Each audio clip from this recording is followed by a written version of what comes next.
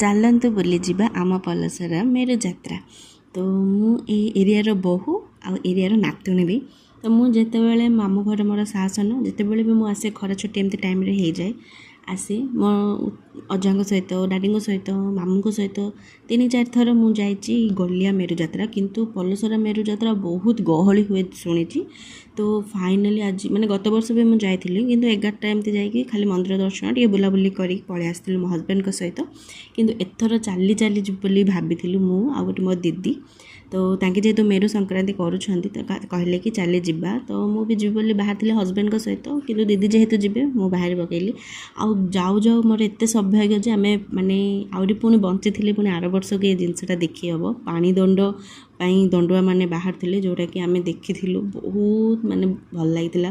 ସେ ମାଆଙ୍କୁ କଟି କଟି ଜୁହାର ମାନେ ଦଣ୍ଡୁଆ ମାନେ ଏତେ ମାଆଙ୍କର ଶ୍ରଦ୍ଧା କରିକି ମାନେ ଏତେ ଖରାରେ ଆମେ ଚାଲି ଯିବା ପାଇଁ ମନ୍ଦିର ପାଖକୁ ଏତେ କଷ୍ଟ ହେଉଛି ଖରାରେ।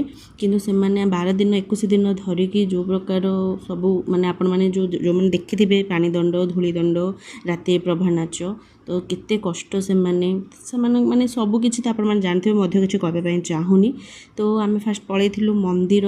ଆଉ ହଁ ଆଉ ଗୋଟେ କଥା କହିବି ମୁଁ ଏରିଆର ବୋହୂ ଆଉ ନାତୁଣୀ ହିସାବରେ ବହୁତ ଗର୍ବ କରେ ଗଞ୍ଜାମରେ। କାହିଁକି ନା ଯେହେତୁ ମାନେ ଦଣ୍ଡ ନାଚ ଆମ ଓଡ଼ିଶାରେ ନାହିଁ ଓଡ଼ିଶା ବାହାରେ ବି ବହୁତ ପ୍ରସିଦ୍ଧ। ତ ପଳେଇ ଆସିଥିଲୁ ମନ୍ଦିର ପଳେଇ ଆସିଲା ପରେ ଯେହେତୁ ଗହଳି ବହୁତ ସେଥିପାଇଁ ଭିତର ଦ୍ୱାର ବନ୍ଦ ଥିଲା। ଆମେ ଯାହା ଗେଟ୍ ପାଖରୁ ମାଆଙ୍କୁ ଦର୍ଶନ କରିକି ଦୀପ ଲଗେଇକି ପଳେଇ ଆସିଥିଲୁ।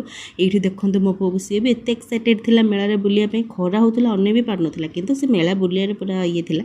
ତାପରେ ଏଇଠି ଦେଖନ୍ତୁ ଝରକା ପଟୁ ଟିକେ ମାଆଙ୍କୁ ମୁଁ ରେକର୍ଡ଼ କରିଦେଇଥିଲି ଦର୍ଶନ କରିଦେଇଥିଲି। ତାପରେ ଦର୍ଶନ ସାରିକି ଦୀପ ସବୁ ଲଗେଇକି ପଳେଇ ଆସିଥିଲୁ ଗୋଟେ ଆଇସ୍କ୍ରିମ୍ ଖାଇବା ପାଇଁ କାହିଁକିନା ଏତେ ଗରମ ହେଉଥିଲା ଆଉ ମାନେ ସମ୍ଭାଳି ହେଲାନି।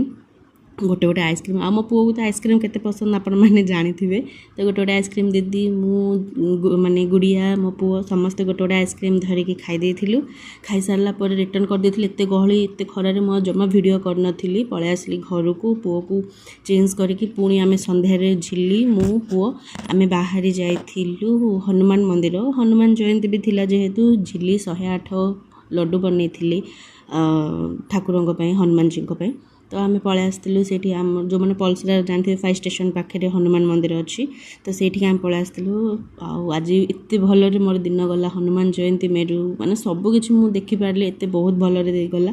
ତାପରେ 108 ଆଳତୀ ବି ମୋତେ ଆଜି ଦେଖିବାର ଦର୍ଶନ ମିଳିଲା ଯେଉଁଟାକି ଆଜି ଦିନଟା ମାନେ ଓଡ଼ିଆ ନୂଆ ବର୍ଷରେ ମୋ ବର୍ଷଟା ଆରମ୍ଭରୁ ହିଁ ଏତେ ବଢ଼ିଆ ମାନେ ବହୁତ ଭଲରେ ଗଲା। ତ ଆଜି ପାଇଁ ଏତିକି। ତ ପୁଣି ମିଶିବା ଆଉ ଗୋଟେ ଭିଡ଼ିଓରେ।